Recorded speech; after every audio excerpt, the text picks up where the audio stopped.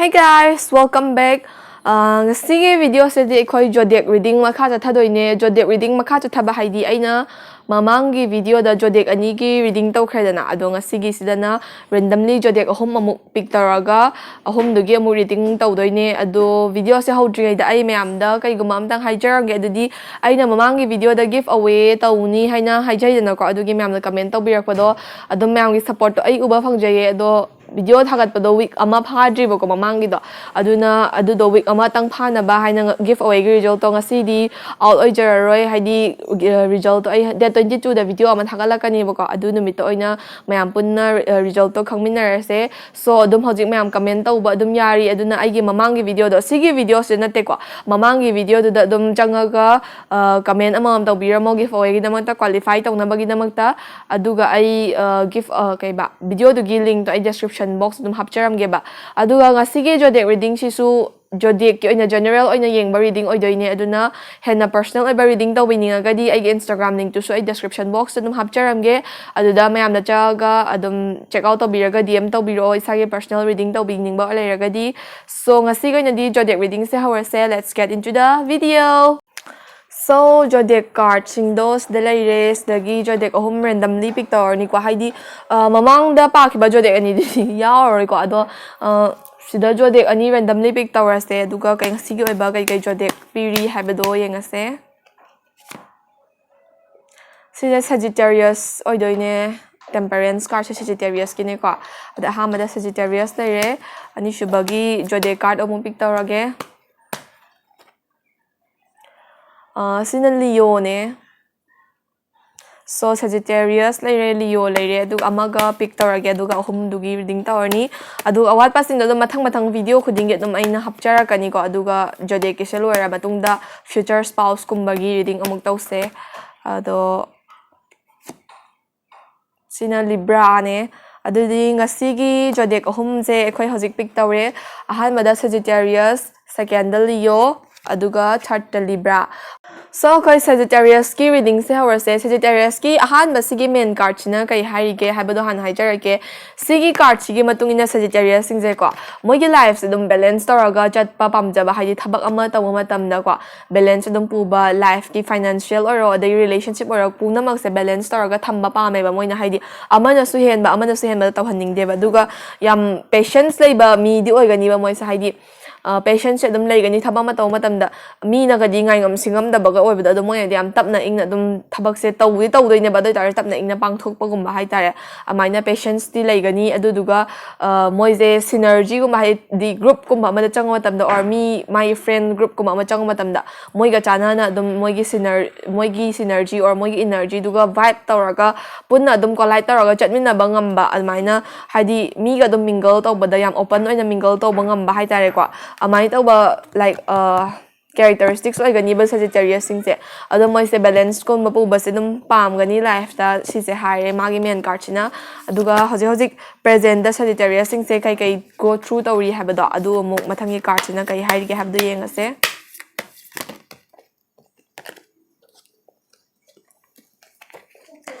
present da Sagittarius singse sigi 9 of Wands hariba card cha sise go through tori ba haidi sisina moigi kahani present to oiri haiba gumbane bako ado sigi 9 of card chigi 9 of Wands sigi card chigi matungina kai haigi hamatamda moise wisdom gumba yamna haidi thabak ama taw matamda ko moi masagi oiba knowledge tuna tawna ba hotna jaba haidi kahani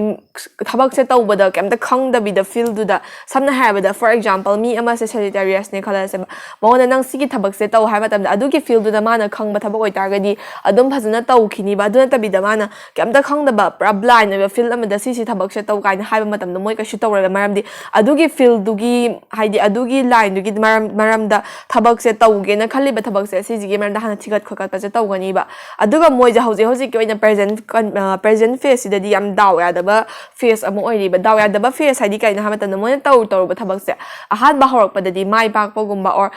success phangani kaina thaja ba oitar ga su loram dai da haidi last stretch haitare ko loiramdai ending sida dum kainoma problem ama natragan ama dum tholakpa obstacles ama natra ama dum tholaba samna habada ngasi thabak ama start tawriba thabak se starting sida yam pharamme bako yam pharamba do like next day to the or next day to the lotion gadabani haiba dum sida kainoma obstacle ama tholapa gumba problem ama tholapa gumba amaina adum thabak se lotion mangam da chayat khoyat namba adugumba condition khara present sida go through tawriba ko ado next ki card sina future da kai kai orak pe have the neba Sagittarius ki ado si future ki card se amu yang minase future da si 3 of cups sari ba card se thole ko ado 3 of cups sari ba card na kai hari ge have matam da Sagittarius single life the third person ama la ka dore ba third person hai je bad influence na te good influence from la ka dore ba good influence hai di kai no matam da somna lai ba relationship kum ba lai bi ba or na best friend ama lai ram gani dana ko adu da third person ama involve tor pa hai tare adu na phatta ba influence bi ba have di natte ba apha ba influence ba kani friendship or relationship to hena grow to na ba impact ba kani ba hai samna ha ba da relationship lai matam da nang ga nang gi partner ga se or Sagittarius sing se partner sing khatna chaina ba gum thok pa je hojiki third person sing na mo gi problem gum do solve to han ba ya na ba gi lambi gum pi ba or friendship or ga na hen na friendship to cherish to ba ya na ba gi mawong ma to pi ba sugum ma se oi ga ni ba hai di third person ama gi influence di la ka dore ba ado la ka dore ba third person ji ga dum chana na collide to ra phajana adum chana ba synergy gumba da chatminaraga afa plan gumba yatminna ba or future gi damakta career gi damakta ano ba ke hani thabak thoram mayam yatminna ba do adu oi gani ba ado mi amagi influence di laka dawre haba simadi khangjin biro ba Sagittarius singna aduga last future gi card amaga pick tawar se haidi Sagittarius singi future card pick tawar ko advice card haitari advice card ama pick tawar se moi goi ba advice abina kai lady ke haba do haidi present khange future khange do advice ta kai ora pe haba du ne ba ko advice si princess of cup sari ba card che tole ko princess of cup sari ba card che cup sari ba card che dum emotion ga mari leina ba card ne ba haidi cup se thola agadi khara emotionally isa je heavy oi ba natraga na emotionally unstable oi ba sigum ba je khara thaina biram ba yae ba ko aduna sigi card china kai hari ga matam da isa je tu princess of cups princess ina cup se pairaga lein na ko adu sigi card sigi matung ina isagi mental health se or mental side se khara control to ba tambiyo na hai ba khara control to ba tambiyo future da nga sai mi amagi influence or third person amagi influence de la ka dawre haidana ko adugi influence to la tringe gi mark da hoji life the obstacles kum ba haidi thabak ama taw ba se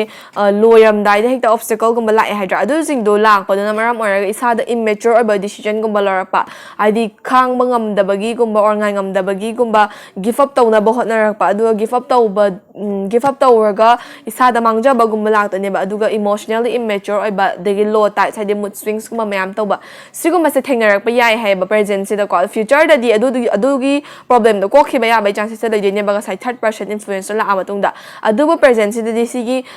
ke haini thaba ama taw matam da obstacles and failures or mina ngang ba chai ba siguma mayam se thoi ba ni na haidi adugum mayam do go through taw ba ngamak ta ba emotionally stable oirak ta ba siguma se namaram oiraga isa je mentally unstable oi ba adugum ba da thengna ba yai ha ne ba duna isa ga advice ta kai hari ga ha matam da mental strength se khara strong oina thamna ba aduga fainam na obstacles and failures lai betaraga so future da di aphaba future ama lai phai do khallaga phajna hotna bi betai ba future gi damakta do hotna traga di khallaga dang leraga di kanaroi ko da future da aphaba se oina ba gi damta effort chu thada bi gadam ne aduga isha gi mental strength gumba se so khara control to bi yo haiba gumba ne ma ko ado sida loi re Sagittarius sing gi reading aduga Sagittarius sing da loina mak 100% resonate tawdraga su khara di dum resonate oiram gani na khalle ado so Sagittarius sing gi dagi advice ko masu dum lotion biro aduga future da kai ra pa yai haiba gi vision chu dum khara di khangbi re da so ngasi ga ndi Sagittarius thing thank you for watching my video bye bye next ki zodiac na Leo ne Leo se adum mayam na su khara adum khangbiramani hai tare ko Leo sing se bossy and kind je moi mingle taraba characteristics ne ba ado Leo se aina khangba da su yam leikre haidi video se dum yenga kani na khalle do Leo sing ji gi sigi card sigi matung ina characteristics se moija mentally strong oiba mi oigani ba haidi samna harabada ko imung sida or like relationship or friend group sida yam thina unstable oiba situation ama thoeba crisis ama thoeba adoi tar su moije phanamna kai haini emotionally low tar ga su moigi mental state se adum handle taraga thamba ngamba pura breakdown tobagi wakhal je moida leita phanam nungai ta boi tar su moigi mind je control taraga thamba ngamba strong minded oiba mi oigani ba ko leo sing se ayambana aduga moi sam kind and generous oigani haidi mi ge mateng pangning ba plus mi ge damangta dum khan ba adugumba kind and generous oigani adubu moi a bit bossy side to da haidi massage khara show off kumba je dum tau thok janing ba haidi bad side na te ko dum show off khara tawning ba bossy khara oiba se dum leo ge characteristics ne aduga moi je attention gumba su yamna pam ni ba haidi attention seekers ne ba moi se ko adu attention pam me haidi na hita mi mang da attention pam me ta wodi tor ba moi attention pam adi kai tawne ha matam na moi jam stubborn or ani ba aduga mi na ngang ba sak ba je ta da ba gumba hai tai adu stubborn oraga attention je haidi direct ai nangon dagi time or attention pam me hai ba je su ai hai roi ba moi na khambra aduga attention na pam ga di marei tawba gumba adumaina haidi moi characteristics se khara high oiba characteristics hai tai aduga adum phaba characteristics adum chele ko moi sadi kind and generous oiba hai sidum phara bane do leo sinjam brave courageous and mentally strong oiba smaina oiba characteristics oigani adum moi se present ta hoje kai go through tori ge haibado ma'am punna yeng minar se leo sing Leo singi present da kai go through tori haibado oidone ko ado sigi direct major card am thole si se the emperor ko the emperor haiba card che thole leo sing present ado sigi card sina kai hai ri hamatam da leo sing se ko hoje life da job kumba or moina pamjari ba work field kumba du da ko work to ba hawra aba aduga ke hani moina adugi pamjari ba work tu gi damang ta responsibilities and duties me ama masada thanga charaga adugi damang ta work to ba hawra aba aduga family gumba da hai tare ko family da moi se adum responsible over role low ba hai tare adum domineering and responsible over role low ba do oi ba hoji family da haidi imung manungi keno ma thaba ama tholpa matam da moi dam ta thok ta shin tawba matam do oi ri hoji se aduga moigi relationship or friendship kumba da su khara domineering oiba dagi adum da khara emotionally unstable oiba imbalance oiba khara thokpa su leiba male ba hoji haidi sigi card gi matung ina masagi duties and responsibilities to bu gadra natraga na relationship and family side pu handle ta gadra moi se khanbam khangda bagum ko adugi moi je hoji masagi oiba on good for their own good ko moi careers kuma goals kuma adugumba side to ina work toriba aduga adum responsible oiba duties ma mama handle toriba haitare adugumba mi ama oi aduga moi je ambitious haidi sigi field sida sigi job sida work taraga makhata na successful oida ba yade habagi ambition amaga loina na holise kanna hotnariba adugumba face amanda lay ko leo singse ado mai gi future card china haidi future da kai orak pa have do yengase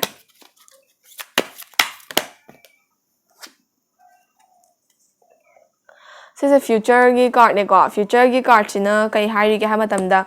leo singi partners indagi breakup kumba disconnect feelings kumba sigumba khara thengnar pa yai haidi future da haitara ko moin hojik samna harabada moigi work life kumba career life kumba du da hena for their own good focus story harabani na ko relationship side to da khatang kai haini attention guma pi da or understanding what pa or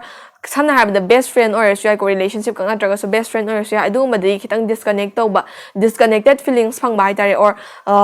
at the worst scenario breakup kumba phangba sugumba su thengna ba yai ba aduga amarom dana kai oyak pa ya heba matamda moina hosiki like moigi lives duties and responsibilities me amna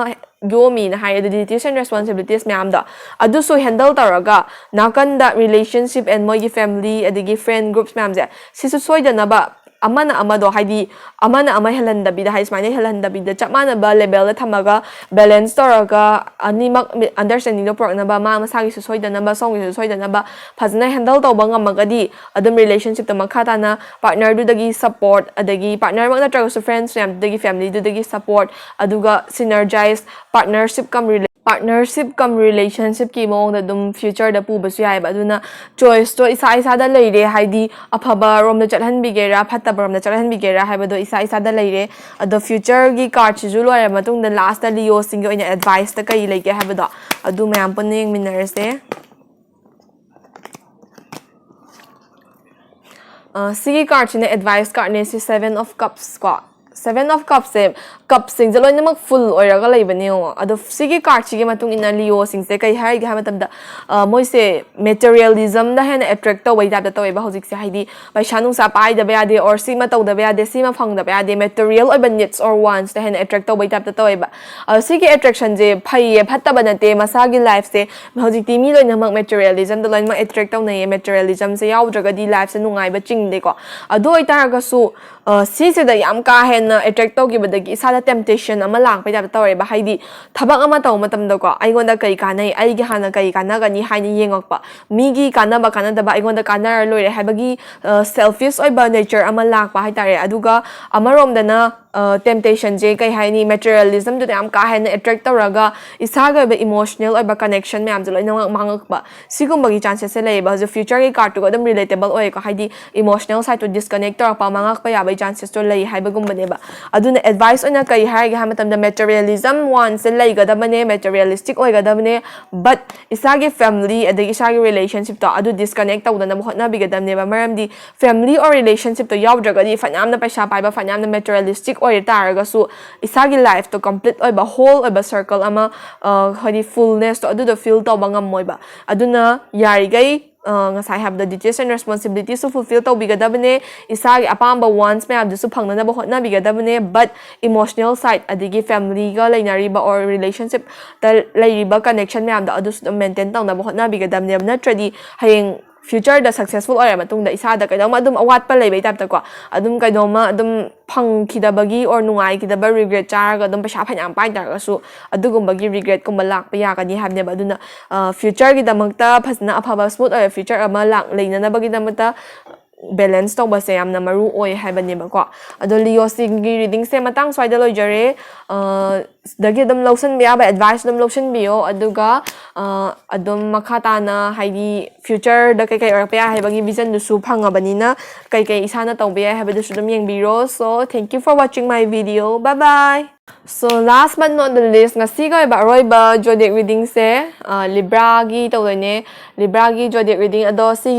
like pictures lagi dum mayam na khars khangbir mani Libra sing se life ta balance yam pu ba pamba hai thabak ama ta matam da balance thamna ba dum hotna ja ba adugumba mi dum oi gani aduga makhata na mogi characteristics se kamaina describe taw ge ha matam da moi se extroverted friendly and cozy hai describe taw ba extroverted friendly and cozy hai begi maram si so ai dum hajar ke ai for example like Libra ne na lower se ba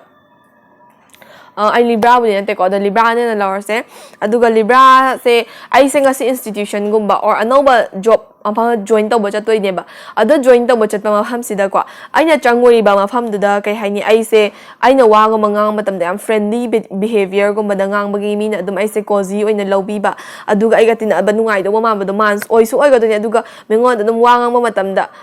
kai ni do ngang thok ba mi na sam cham na su ba adugumba ne characteristics to chen gani ba aduga Libra the introverted oi ba se khara adum rare oi gani na khalle haidi adum ayam na moi se outgoing oi ba personality adum chen le ba ko aduga moi sam objectives oi gani haibagi maram de moi je fear judgment pa me ba mingon da aran bagum ba su tawroi aingon da su tawbirakanu haibagi mawong ne ba moi characteristics se aduga amaram da condition ama or discussion ama taw madam da objective oi ba idea se Libra sing de ge hen ayama tholakani ba maram di moi sam fear and objective oi ba kangbuni na hai ba ko ado next Libra ge present moi se kai go through tawrege habado me am puning minar se 6 of cups sari ba cards reverse the pick tawre do Libra gi present sik tang problematic oi habedi kai gina haba matam da moi se hojik thabak ama taw ge na khan ba or relationship ama da na khong thang jin ge na khan ba wakhal kuma pharam ba yai ba ko adu khan ba wakhal kuma pharak pasida past thoki ba bad experiences kuma bad memories past ke ba nuai ta ba memories kuma da na linger to or lei ba adu kuma du na thabak sida move forward to ba ngam da ba hai ga tra haidi moi je moi ge ba ideal oi ba thabak ama or relationship ama thamage na khanu matam sida past ke ba trauma du na hit tawra pagi ko moi se ano ba thabak sida mai phasna onjen mangam da ba or phasna pangthok pangam da ba dugumba stuck oi ba phase ama da go through tawri ba present sida haidi phanyam na hajan khan dar ga su decision je lobom khang da ba gumba adagi ꯐꯔꯦ ꯍꯥꯏꯅ ꯇꯧꯔꯒ ꯊꯕꯛꯁꯦ ꯑꯗꯨꯝ ꯀꯩꯅꯣꯃ ꯃꯣꯏꯗ obstacle-ꯒꯨꯝꯕ ꯑꯃ ꯊꯣꯛꯂꯛꯄ or ꯀꯩꯅꯣꯃ ꯃꯣꯏꯗ ꯅꯨꯡꯉꯥꯏꯔꯣꯏꯗꯕ ꯊꯧꯗꯣꯛ ꯑꯃꯒꯨꯝꯕ ꯊꯣꯛꯄ ꯍꯦꯛꯇ ꯁꯤꯒꯨꯝꯕꯁꯦ ꯊꯦꯡꯅꯔꯒ ꯑꯗꯨꯝ ꯄ꯭ꯔꯦꯖꯦꯟꯁꯤꯗ ꯇꯧꯐꯝ ꯂꯥꯛꯐꯝ ꯈꯪꯗꯕ indecisive ꯑꯣꯏꯕ immature ꯑꯣꯏꯕ decision-ꯒꯨꯝꯕ ꯂꯧꯈꯤꯗ꯭ꯔꯥ ꯍꯥꯏꯅ ꯃꯁꯥꯅꯁꯨ self doubt-ꯒꯨꯝꯕ ꯄꯥꯈꯠꯆꯕꯒꯨꯝꯕ ꯑꯗꯒꯤ ꯅꯨꯡꯉꯥꯏꯇꯕ phase ꯑꯃꯗ go through ꯇꯧꯕꯩ ꯇꯥꯏꯞꯇ ꯇꯧꯋꯦꯕ ꯍꯧꯖꯤꯛꯁꯦ ꯍꯥꯏꯗꯤ happy ꯑꯣꯏꯕ phase-ꯇꯣ ꯀꯩꯁꯨ ꯑꯣꯏꯗꯦꯕ ꯂꯤꯕ꯭ꯔꯥꯁꯤꯡꯒꯤꯗꯃꯛꯇꯗꯤꯀꯣ ꯑꯗꯨꯒ ꯃꯣꯏꯁꯦ ꯑꯗꯨꯝ ꯀꯩ ꯍꯥꯏꯅꯤ ꯇꯧꯐꯝ ꯂꯥꯛꯐꯝ ꯈꯪꯗꯕ ꯃꯣꯏꯅ ꯈꯜꯂꯤꯕ ꯋꯥꯈꯜꯁꯦ ꯊꯕꯛ ꯑꯣꯏꯅ ꯄꯥꯡꯊꯣꯛꯄꯁꯨ ꯉꯝꯗꯕ ꯑꯗꯒꯤ ꯄꯥꯡꯊꯣꯛꯑꯒꯦꯅ ꯈꯜꯂꯒꯅ obstacle ꯑꯃ ꯍꯦꯛꯇ ꯌꯦꯠꯁꯜꯂꯛꯄ ꯁꯤꯒꯨꯝꯕꯁꯦ ꯌꯥꯝ ꯊꯦꯡꯅꯕ ꯃꯥꯜꯂꯦꯕꯀꯣ ꯄ꯭ꯔꯦꯖꯦꯟꯁꯤꯗ ꯑꯗꯣ ꯃꯣꯏꯒꯤ ꯐ꯭ꯌꯨꯆꯔꯗꯅ ꯀꯩ ꯂꯩꯔꯤ ꯍꯥꯏꯕꯗꯣ ꯑꯩ ꯐ꯭ꯌꯨꯆꯔꯒꯤ ꯀꯥꯔꯗꯁꯦ ꯄꯤꯛ ꯇꯧꯔꯒ ꯍꯥꯏꯖꯔꯛꯑꯒꯦ so present-ꯀꯤꯗ ꯑꯗꯨ ꯂꯩꯈ꯭ꯔꯦ ꯑꯗꯣ ꯃꯈꯥ ꯇꯥꯅ ꯂꯤꯕ꯭ꯔꯥꯁꯤꯡꯒꯤ ꯐ꯭ꯌꯨꯆꯔꯗ ꯀꯩ ꯑꯣꯏꯔꯛꯄ ꯌꯥꯏ ꯍꯥꯏꯕꯗꯣ ꯍꯥꯏꯗꯤ ꯀꯩ ꯑꯣꯏꯔꯛꯄ ꯌꯥꯕꯒꯤ vision ꯂꯩꯕꯒꯦ ꯍꯥꯏꯕꯗꯨ ꯃꯌꯥꯝ ꯄꯨꯟꯅ ꯌꯦꯡꯃꯤꯟꯅꯔꯁꯦ so sidasu amuk 9 of cups tholae cups na yam pareng lenge libra singse emotionally khara adum down oiba male ado sige 9 of cups sige matung ina libra singi future gi vision se ani piriba vision ani se bad vision se hana hairage bad vision sige matung ina libra singse ko yam ꯊꯕꯛ ꯑꯃ ꯇꯧꯕ ꯃꯇꯝꯗ or ꯍꯧꯖꯤꯛ ꯅꯨꯡꯉꯥꯏꯇꯕ phase ꯑꯃꯗ go through ꯇꯧꯔꯤ ꯍꯥꯏꯗꯅꯀꯣ ꯑꯗꯨꯗꯨꯅ futureꯁꯤꯗ impatient ꯑꯣꯏꯕ ꯉꯥꯏꯉꯝꯗꯕꯒꯨꯝꯕꯗꯒꯤ ꯊꯕꯛ ꯁꯠ ꯇꯧꯁꯜꯂꯨꯕꯗꯒꯤ ꯑꯁꯣꯏꯕꯒꯨꯝꯕ ꯂꯥꯛꯄ or unrealistic ꯑꯣꯏꯕ expectations ꯑꯣꯏꯔꯣꯏꯗꯕ expectation ꯃꯌꯥꯝ ꯑꯃ ꯊꯝꯕ hope ꯊꯝꯕ or ꯃꯤ ꯑꯃꯗꯒꯤ ꯑꯣꯏꯔꯣꯏꯗꯕ expectations ꯃꯌꯥꯝ ꯑꯃ expect ꯇꯧꯕ ꯍꯥꯏꯇꯥꯔꯦ ꯁꯤꯒꯨꯝꯕ ꯃꯌꯥꯝꯁꯤꯅ heartbreak ꯀꯨꯝꯕ or disappointments ꯀꯨꯝꯕ ꯃꯌꯥꯝ ꯑꯃ ꯂꯥꯛꯄ ꯌꯥꯕꯒꯤ chances ꯂꯩꯌꯦꯕ futureꯗ ꯑꯃꯔꯣꯝꯗꯅ ꯀꯩ ꯂꯩꯒꯦ ꯍꯥꯏꯕ ꯃꯇꯝꯗ ngasai ꯑꯩꯈꯣꯏꯅ ꯋꯥꯈꯜꯗ ꯈꯟꯖꯈꯤꯕ ꯍꯧꯖꯤꯛ bad phase ꯇ go through ꯇꯧꯔ ꯇꯥꯔꯒꯁꯨ ꯑꯐꯕ ꯋꯥꯈꯜ ꯑꯃ expectation ꯑꯃ ꯊꯝꯖꯈꯤꯕꯗꯣ ꯑꯗꯨꯒꯤ wish ꯇꯣ fulfill ꯇꯧꯕ that wish will come true aduga isagi life stay future je pleasurable oina smooth oina chatpa yabai chances su leiba aduna libra sing se moigi vision future vision se ani thokna pibanina advice card sina kai hairige hedi isana kai taraga good vision rom se chatpana phagadra or bad vision rom se lakadra haibado adudugi advice card sina kai hairige habado mu yengminar se hoje advice card se pick tawjarage khanau na ai se kaino tawbagi 와도 꾸이나 ngangadi khanau sam sareba duga nai do future gi card ace of swords sari ba card se thole eba ko ace of swords sari ba card sigi matung ina libra singi future na advice ni ko moi gi oina advice ta kai lege ha matam na moi gi mind je hoji pra pure chaos ne ba chaos hadi charang na bodo wakal khanam la khong da ba hoji present da su dum tawri the future da su tor pa ya ba chances se lei ba hadi tawham la khong da ba wakal je kai do no khong da ba adagi decision ama lobom khong da ba dum stuck taraga hanjan khalaga last impatient oina decision je lotion ba gumba singuma mayam se life da ngasai bad vision rom da chat ki ba ya ba gi impatient oi ba unrealistic oi ba expectations thamba aduga hadi isana khanjar ma mayam dugi ona taina ba da oirak pa ya ba future do chat ki ba ya ba chances se lei doine ba aduna isage ba main advice da good vision hadi apa future isana thamjar ba wish expectation mayam do adudo ngamnaba adudo phangnaba adugi side do chatnaba kai tawba yai haba matam da ko cut through directly clearly cut through tor chatlo haiba hadi mi gi opinion ja se doesn't matter haina khallo ba mi gi opinion nangna thaba ama tawge haba matam da mi yoi ba ji yengjan ngak relatives ogera family ogera nang si tawba yai si tawba ya de si tawba ya de hanoida confinement me ama prak ka doine ba adugi confinement me amdo degi cut off tor ga na sage ba vision da chachau haiba ne ba sigi last ki card china hai za haidi nang vision do aphawa vision do na sagi one good ki damakta nang gi na sagi damakta kai ne hena phadoino habdo khanjara ga chatlo haiba gumba so advice ki card mi gi opinion gumba sela or no haidi mi sing judgment bi gi opinion bi ge na maya ka thoga leiba nga tane ba aduna isa gi life sida mi adum interfere to halagadi haidi relatives na bo or family na bo or aina pami ba line sida adum makha ta na interfere to halagadi relationship bo or family bo or friends na bo influence to or relationship or gera career or gera ko ama to oi thopang am da bai chances to lakani ba aduna haidi mina yengjan ba or mina pirak pa opinion jingje tasal laga zu adudai ka hena importance pi da bi de isana phaiye isagi heart tuna sija choose story haiba part to aduda chatpiyo ba advice oina haidi libra singi ko